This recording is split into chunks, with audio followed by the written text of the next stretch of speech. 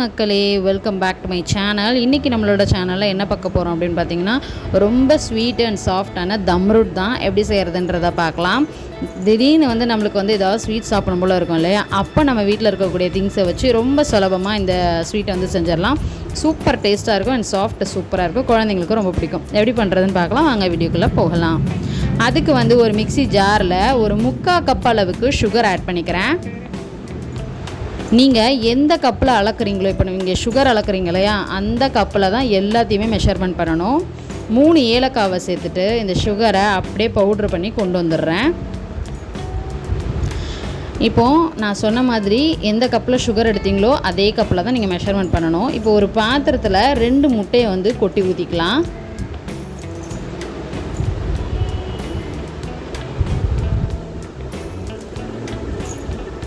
இந்த ஸ்வீட் செய்கிறதுக்கு ஒரு 30 நிமிஷம் தாங்க எடுக்கும். ரொம்ப ரொம்ப சூப்பராக இருக்கும் சாப்பிட்றதுக்கு.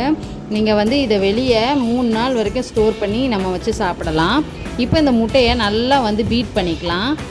இந்த முட்டை நல்லா நுர வர அளவுக்கு பீட் பண்ணிக்கோங்க. உங்கள்கிட்ட பீட்டர் இருந்தாலும் நீங்கள் யூஸ் பண்ணிக்கலாம். விஸ்க் இருந்து கத்தி எதுனாலும் யூஸ் பண்ணிக்கோங்க. ஆனால் நுர வர அளவுக்கு நல்லா அடிச்சுக்கோங்க.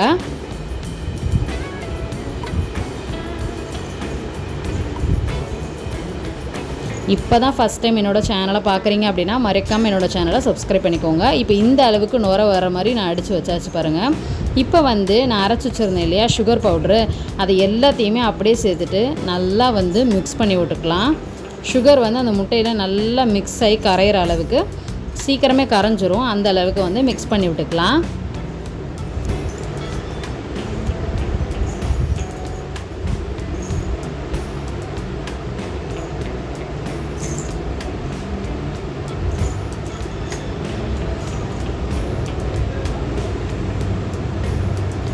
நல்லா கைவிடாமல் மிக்ஸ் பண்ணிக்கிட்டே இருந்தீங்கன்னா சீக்கிரமே சுகர் முட்டையில் கரைஞ்சிரும்.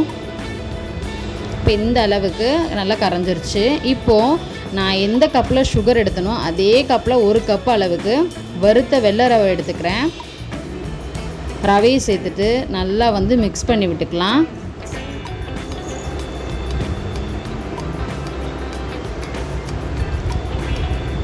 ரவை சேர்த்த உடனே கொஞ்சம் கெட்டியான மாதிரி இருக்கும்.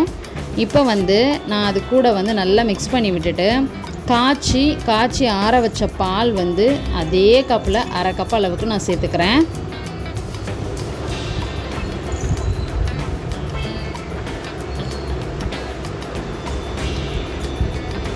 நல்லா கெட்டியான பாலாக காய்ச்சி ஆற வச்சுருந்தேன். அதை நல்லா மிக்ஸ் பண்ணிக்கலாம் ஊற்றிட்டு.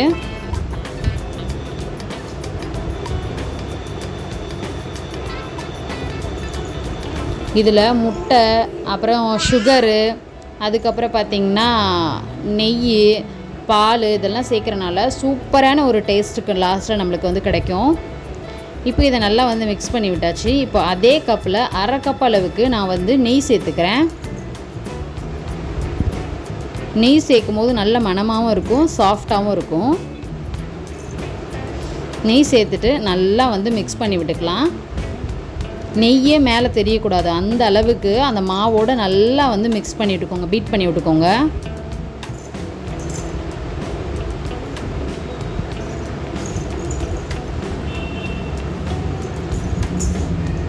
உங்கள் வீட்டில் ரவையும் முட்டையும் இருந்தாலே இதை சூப்பராக செஞ்சு முடிச்சிடலாம். அவ்வளோ ஒரு சூப்பரான ஸ்வீட் தான் இது.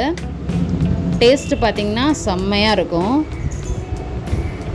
இப்போ இந்த அளவுக்கு நெய்யே தெரியாத அளவுக்கு நல்லா நான் மிக்ஸ் பண்ணி விட்டுட்டேன். இதை அப்படியே வச்சிடலாம் தனியாக. இப்போது ஒரு குக்கரை என்ன பண்ணுறேன், விசில் எடுத்துகிட்டு உள்ள பெல்ட்டையும் எடுத்துகிட்டு 10 நிமிஷத்துக்கு ப்ரீ ஹீட் பண்ணிக்கலாம். எந்த பாத்திரத்தில் நீங்கள் செய்ய போகிறீங்களோ அந்த பாத்திரத்தில் நெய்யை தடவிட்டு நம்ம அடித்து வச்சுருந்தோம் இல்லையா பேட்ரு, அதை ஃபுல்லாத்தையும் இதில் ஊற்றிக்கிறேன்.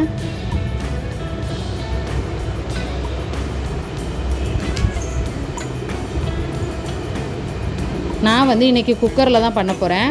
உங்கள்கிட்ட ஓவன் இருந்தாலும் நீங்கள் அதை யூஸ் பண்ணிக்கலாம். பட் குக்கரில் செய்யும் போது, ஓவன் இல்லாதவங்களுக்கு குக்கர் ரொம்ப யூஸ்ஃபுல்லாக இருக்கும்னு நினைக்கிறேன். குக்கரில் செய்யும் போதே சூப்பராக இருக்கும்.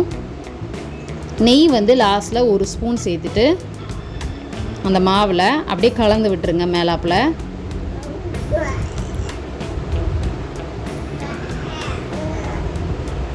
இப்போது ரொம்ப கலக்காமல் சும்மா மேலாப்பில் இந்த மாதிரி கலக்கி விட்டுக்கலாம்.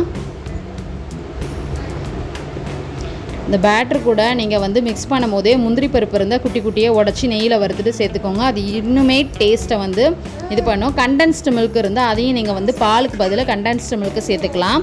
நான் வந்து இன்றைக்கி முந்திரி பருப்புக்கு பதில் பாதாம் பருப்பை வந்து இந்த மாதிரி டெக்கரேட்டுக்கு சேர்த்துக்கிறேன். அவ்வளோதான், நம்மளோட பேட்டர் வந்து சூப்பராக ரெடி ஆயிடுச்சு. இப்போ வந்து குக்கரை வந்து ப்ரீ ஹீட் பண்ணி வச்சுருந்தேன் இல்லையா, அந்த குக்கரில் இதை வந்து எடுத்து வச்சுக்கிறேன். எடுத்து வச்சு மூடி போட்டுட்டு ஒரு 30 நிமிஷம் அப்படியே வந்து விட்டுறலாம். இப்போது 30 நிமிஷம் கழித்து நான் பார்க்க போகிறேன். பார்த்திங்கன்னா சூப்பராக வந்திருக்கு. இப்போ வந்து கத்தியை வச்சு குத்தி பார்த்திங்கன்னா கத்தியில் வந்து ஒட்டாமல் வரணும். அவ்வளோதான், வெந்துருச்சு. நம்மளோட தம் ரூட் வந்து சூப்பராக ரெடி ஆகிடுச்சு. பாருங்கள் எவ்வளோ மேலே வந்து சூப்பராக இருக்குது பாருங்கள். இதை அப்படியே எடுத்து வெளியே வச்சுட்டு ஆற விட்டுறலாம்.